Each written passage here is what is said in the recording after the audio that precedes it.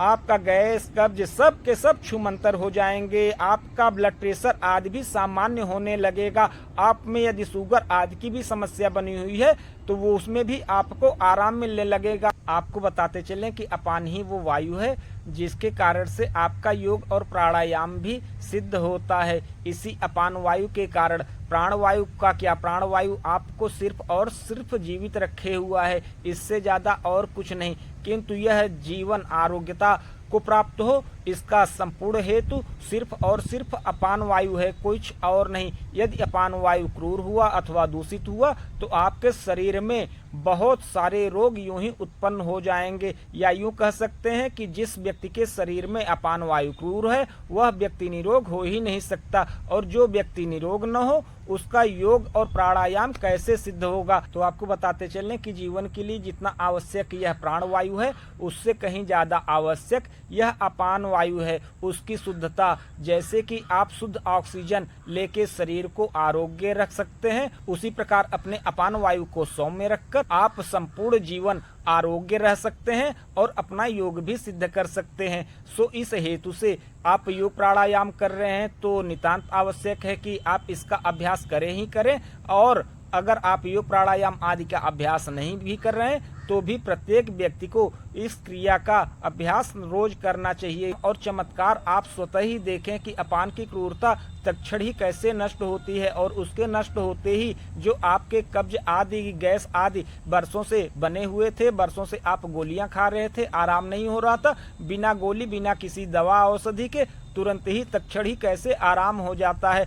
आपका जो पेट वगैरह नहीं साफ हो रहा था, कब्जियत और पेट में भारीपन, शरीर का भारीपन, एक तनाव की स्थिति आप में बनी रहती थी, ये सारी की सारी स्थितियां आपकी तत्क्षण नष्ट हो जाएंगी। वो कैसे, उसके लिए करना क्या होगा, तो उसके लिए शौच आप जा ही रहे हैं। शौच करने के बाद हमारे बताए इस क्रिया को थोड़ा सा ध्यान से सुनिए और उसका पालन करिएगा निसंकोच। हो सकता है कि इस क्रिया को करने के तुरंत बाद ही आपके आंत में मरोड़ आए और तुरंत ही आप शौच करें, तो आप शौच पुनः करिएगा और देखिएगा कि आपने कितना मल चुरा के ऐसे ही आंतों में सुखा रखा है। तो आंत जब तक साफ नहीं होंगे, यह मल जब तक नष्ट नहीं होंगे, तब तक यह अपान आपका दूषित ही रहेगा। सो इसकी सौम्यता के लिए, इसकी क्रूरता को नष्ट करने के लिए आप इस क्रिया का अभ्यास करते हुए आप अपने मल मार्ग को, मल द्वार को स्वच्छ रखें। तो उसे स्वच्छ रखने के लिए आपको करना क्या होगा, तो शौच के पश्चात जब आप जल आदि से स्वच्छ हो लें तत्पश्चात इस क्रिया को करें। इसी क्रिया को छालन क्रिया कहते हैं, इसी क्रिया को गणेश क्रिया के नाम से भी जानते हैं। तो इस गणेश क्रिया और छालन क्रिया को करते कैसे हैं, चलिए अब उसे भी जान लेते हैं। तो आपको बताते चलें, क्योंकि आपके मन में एक डाउट हो सकता है कि अपान की क्रूरता को नष्ट करने के लिए यह छालन क्रिया अथवा गणेश क्रिया ही क्यों, क्योंकि आपको ध्यान देना चाहिए जिस प्रकार हम नित्य प्रति ब्रशमंजन, दंत धावन, जिह्वा छालन आदि करते हैं, उसी प्रकार मल मार्ग को भी नित्य साफ और स्वच्छ करना हमारा दायित्व है। क्योंकि प्राणवायु जो कि अपान के नाम से वहाँ पर स्थित है, वह मल मार्ग से ही आवागमन करता है। सो मल मार्ग यदि दूषित होगा, स्वच्छ नहीं होगा, तो अपान स्वतः ही दूषित होकर विकार युक्त हो जाएगा, और अपान के विकार युक्त होते ही उसकी क्रूरता आप शरीर में भिन्न भिन्न रोगों आदि के रूप में देखेंगे, जिनमें से कि कब्ज, गैस आदि जो है प्रमुख हैं। तत्पश्चात आप बीपी, शुगर आदि के जो रोग देखेंगे सो भी इसी के लक्षण है। स्किन से जितने भी बीमारी आप देखेंगे, या यूं कह लें कि शरीर में जिस किसी भी प्रकार के जितने भी रोग हैं, सब इसी के प्रभाव से उत्पन्न होते हैं। आपके शरीर में जो आपके सप्तधातु तैयार होते हैं, इस अपान की क्रूरता से आपका सप्तधातु भी दूषित हो जाता है। सो सप्तधातु जो कि भिन्न भिन्न शरीर के अंग प्रत्यंगों, न्यूरॉन्स और आपके सेल तक पहुंच के उनके खुराक को उन तक पहुंचाते हैं, सो वो दूषित ही खुराक उन तक पहुंचता है।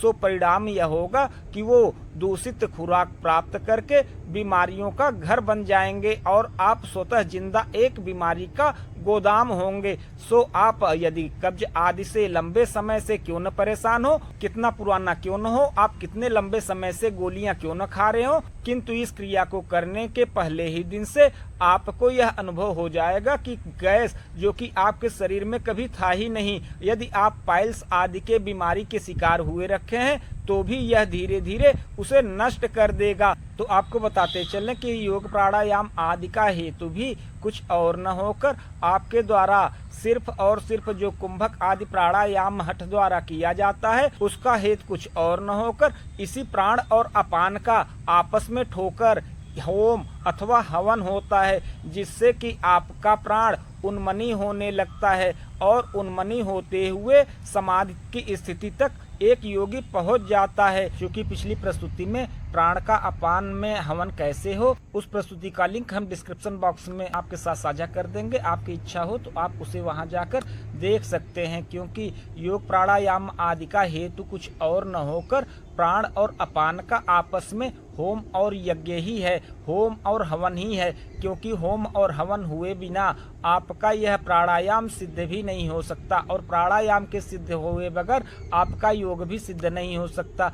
सो प्राणवायु और अपान वायु के महिमा और महत्व को समझिए और उसकी उपयोगिता को सिद्ध करिए। तो चलिए अब क्षालन क्रिया और गणेश क्रिया की विधि भी आपको साझा किए देते हैं, जिससे आप अपने अपान की क्रूरता को नष्ट कर पाएं। तो उसके लिए आप जब शौच आदि कर लें, जल से स्वच्छ हो लें, तत्पश्चात अपने बाएं हाथ की मध्यमा उंगली को अपने गुदा द्वार यानी मल मार्ग में मल मार्ग का प्रसार करते हुए, अब आप कहेंगे कि यह हम प्रसार कैसे करेंगे, तो मल मार्ग का प्रसार करते हुए जैसे आप गैस पास करते हैं तो एक बल लगाते हैं तो गुदा पे पड़ने वाला वह बल गुदा का मार्ग खोल देता है, यानी मलमार्ग खुल जाता है। सो मलमार्ग पर वैसे ही गैस पास करने जैसा आप हल्का सा बल लगाएंगे तो वह मलमार्ग खुल जाएगा और मलमार्ग के खुलते ही आप अपने बाएं हाथ की मध्यमा उंगली को उसमें प्रवेश करा देंगे। बड़े सहज ही यह प्रवेश कर जाएगा और प्रवेश कर जाने के बाद आप 5 सेकेंड क्लॉकवाइज और 5 सेकेंड एंटी क्लॉकवाइज घुमाएंगे। तत्पश्चात उंगली को बाहर निकाल लेंगे और उंगली में जो मल लगा है उसे धो लेंगे। धोने के पश्चात आप पुनः इसी प्रक्रिया को दोहराएंगे और तब तक इस प्रक्रिया को दोहराते रहेंगे जब तक कि हाथ में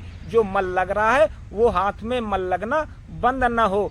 आप इस क्रिया को कर लें। तत्पश्चात आप हाथ में यदि आपको बहुत तीव्र गैस और कब्ज की मात्रा बनी हुई है, बरसों से आप दवा आदि खा रहे हैं, तब आप क्या करें कि सरसों का तेल अथवा एरण का तेल ले लें और उस एरण और सरसों के तेल में अपनी उंगली को डुबो लें। डुबो लेने के पश्चात आप पुनः इसी क्षालन अथवा गणेश क्रिया को करें। तत्पश्चात आप देखें कमाल कि वास्तव में आपका गैस कब्ज सब के सब छूमंतर हो जाएंगे। आपके शरीर में जिस किसी भी प्रकार की बीमारी एक लंबे अरसे से घर कर बैठी है और आप एक लंबे समय से दवा खाते चले आ रहे हैं फिर भी आपको आराम नहीं मिल रहा है, इस क्रिया के करने के तुरंत बाद ही आपका वह औषधि कारगर हो जाएगा और आपके शरीर पे अच्छा प्रभाव दिखाना शुरू कर देगा।